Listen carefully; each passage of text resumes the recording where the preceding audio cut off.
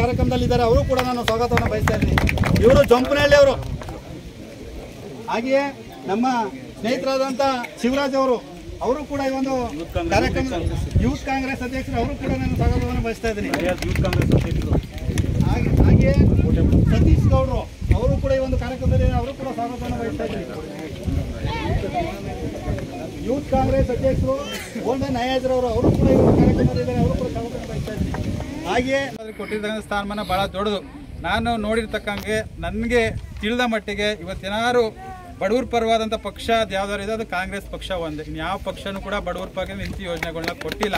ಇವತ್ತು BJP ಪಕ್ಷ ಅಂಬಾನಿ ಅದಾನಿ ಮಾತ್ರ ಬೆಳೆಸ್ತಕ್ಕಂಥದ್ದು. ಇದು BJP ಅವ್ರು ನೋಡ್ರಿ, ನಾವು ಇವತ್ತು ಚಿನ್ನದ ರೇಟು, ಚಿನ್ನದ ಬೆಲೆ ಎಲ್ಲ ತಾವು ನೋಡ್ಬೋದು ಎಷ್ಟೆಷ್ಟು ರೇಟ್ ಹೋಗೈತೆ. 600-700 ರೂಪಾಯಿ ಇದ್ದಿದ್ದು 6,000-7,000ಕ್ಕೆ ಹೋಗೈತೆ. ಪೆಟ್ರೋಲ್ ಡೀಸೆಲ್ಲು 50 ರೂಪಾಯಿ ಇದ್ದಿದ್ದು 100-120 ರೂಪಾಯಿಗೆ ಹೋಯ್ತೈತೆ.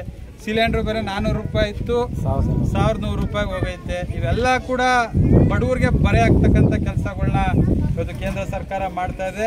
ಅಂಥ ಪಕ್ಷಕ್ಕೆ ತಾವು ಮತವನ್ನು ಹಾಕದೆ ನಮ್ಮ ಪಕ್ಷಕ್ಕೆ ತಾವು ಆಶೀರ್ವಾದವನ್ನ ಮಾಡಬೇಕು. ನಮ್ಮ ಪಕ್ಷದ ಅಭ್ಯರ್ಥಿಗಳಂತ ಸುನಿಲ್ ಬೋಸ್ ಅವರ ಗುರುತು ಹಸ್ತದ ಗುರುತಿಗೆ ಮತ್ತು ಕ್ರಮ ಸಂಖ್ಯೆ 3ಕ್ಕೆ ತಾವೆಲ್ಲರೂ ಒಗ್ಗಟ್ಟಾಗಿ ನಿಂತು ಸೇರಿ ಈ ಪಂಚಾಯಿತಿಯಲ್ಲಿ ನನಗೆ ಯಾವ ರೀತಿ ಲೀಡನ್ನು ಕೊಟ್ಟಿದ್ದೀರೋ ಅದಕ್ಕಿಂತ ಇನ್ನೊಂದು 200 ಓಟ್ ಜಾಸ್ತಿ ಲೀಡನ್ನು ಕೊಡಿಸಿ ಅಂತ ಈ ಸಂದರ್ಭದಲ್ಲಿ ನಮಗೆ ನಾನು ಮನವಿ ಮಾಡಿ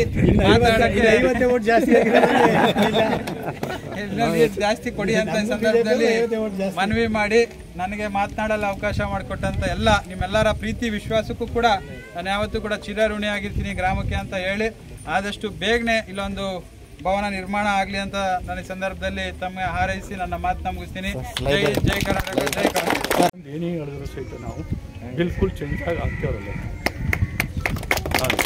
ಕಳೆದ ಸಾರಿ ಮೊದಲನೇ ಸಾರಿಗೆ ಚುನಾವಣೆ ನಿಂತಾಗ ನಮ್ಮ MLA ಸಾಹೇಬರು ಬಂದಾಗ ನೀವು ಗೆಲ್ತೀರಿ, ನಾವು ಸಪೋರ್ಟ್ ಮಾಡ್ತೀವಿ, ನಮ್ಮೂರಿಗೆ ಇಂತಿಂಥ ಕೆಲಸಗಳು ಆಗಬೇಕು ಅಂತ ನಾವು